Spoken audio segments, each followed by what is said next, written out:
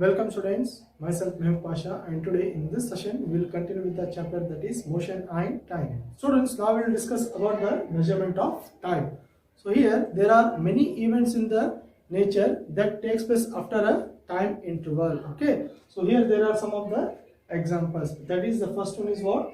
Morning. How do we come to know about morning? It is because it is by looking at the sun. Okay, so when the sunrise takes place, then we can say that now it's morning. And now what about day and time?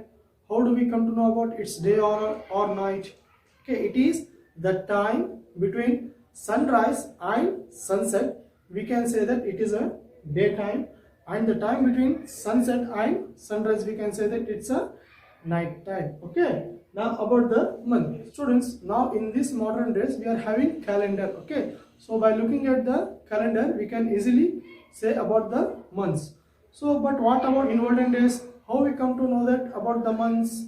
It is by the time. Okay, so it is by the time period between the two new moons. Okay, so if two new moons occur means, then we can say that now it's 1 month got completed. Okay, so if new moons occur means we can say that it's 1 month is over. How do we come to know about year? How do we come to know that the year has completed? It is because the time taken by the earth to revolve once around the sun is considered as completion of 1 year. Okay, so if the earth has completed one revolution around the sun, then we can say that 1 year is completed. Students, now we will discuss about the time measuring devices. Okay, so clocks use the concept of periodic motion to measure the time. So clocks use the concept of periodic motion to measure the time. So here there are some of the different types of time measuring devices. So the first one is what? Sundial. Okay,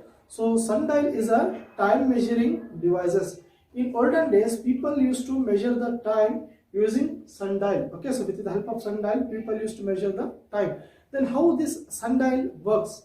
Okay, so sundial uses the position of the sun. Okay, so by looking at the position of the sun, okay, so by looking at the position of the sun, it used to provide the time, it used to depict the time. Okay, the sundial uses the position of the sun. Sundial uses the position of the sun to depict the time. And the next one is what? Sand clock. It is also called as what? Hourglass. Okay, I think you might have seen sand clock. In sand clock there are two glass portions, that is upper portion and lower portion. In these devices will not provide the exact time. Okay, so these devices will not provide the exact time, only they will tell about the completion of an hour. So suppose by using with the help of sand glass, how will come to know about the completion of an hour? Okay, suppose I want to take a class of 1 hour to you people. Okay, then what I'll do means, initially before I could start the class, then I will keep the sand clock in such a way that the portion of the glass which is containing sand, the portion of the glass which is containing the sand must be at the upper side, Then what happens?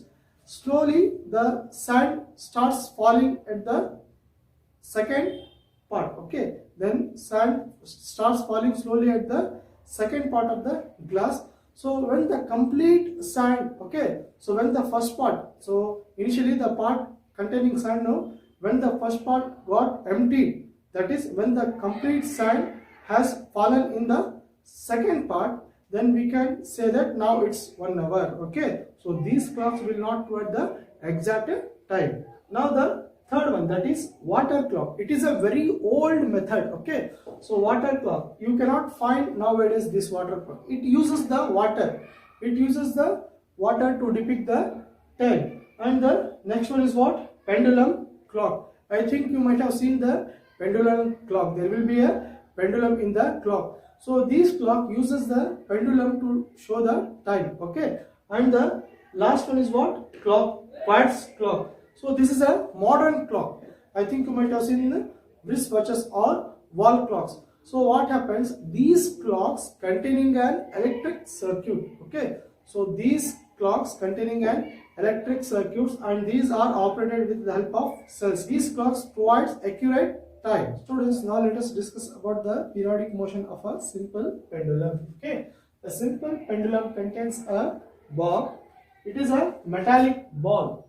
Okay, it is a metallic ball or stone which is suspended from a stand with the help of a thread.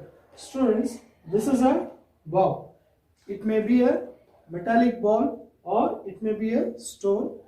This bob is suspended with the help of thread to the stand. Okay, so this bob is what? It's a metallic ball or a stone. So this is known as what? It is known as simple pendulum. Students, now let us discuss about the oscillatory motion. The to and fro motion of the pendulum is called as oscillatory motion. The bob of the pendulum does move from the center of the pendulum to the extreme position on either ends. Okay, so here students, oscillatory motion means to and fro motion means, okay, suppose here there is a bob, it's a moving. Okay, it is moving like this. So this motion, this motion is called as what? To and fro motion, coming here and here, going here, and from here to here, here to here. So this kind of motion is called as what? To and fro motion. Okay, so the to and fro motion of the pendulum is called as what? Oscillatory motion. So this kind of motion is called as oscillatory motion.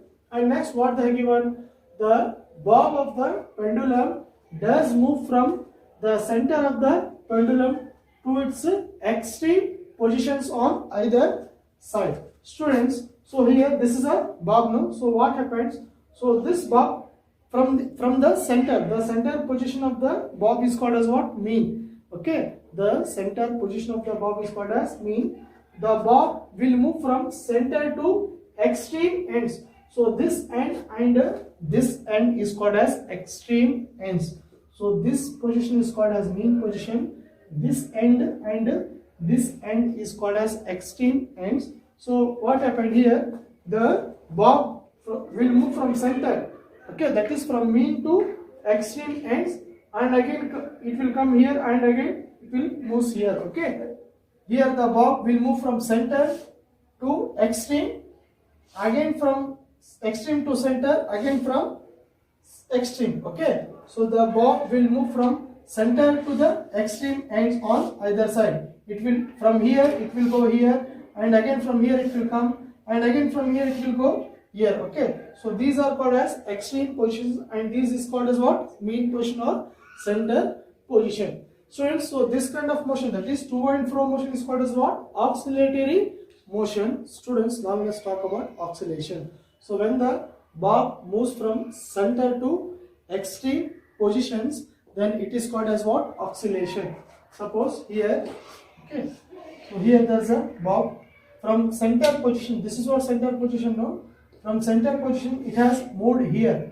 Okay, and again from here it has moved here, and again from center position it has moved to this end. Then it will say that it has completed one oscillation. Okay, that is from here it has moved to this end, that is A, and again from A it has reached here, that is center, and again from here it has moved to the position, that is B. Then it is said that it has completed one revolution. Okay, so again I am telling you, so from center, if it has reached to the position A, and again from A it has reached C, and again from C it has reached B, that is, this is known as what? One oscillation. Okay, one time to and fro means one oscillation. Now let us talk about time period. Okay, so time period means what? It is the time taken by the bob to complete one oscillation. Okay, the time taken by the bob to complete one oscillation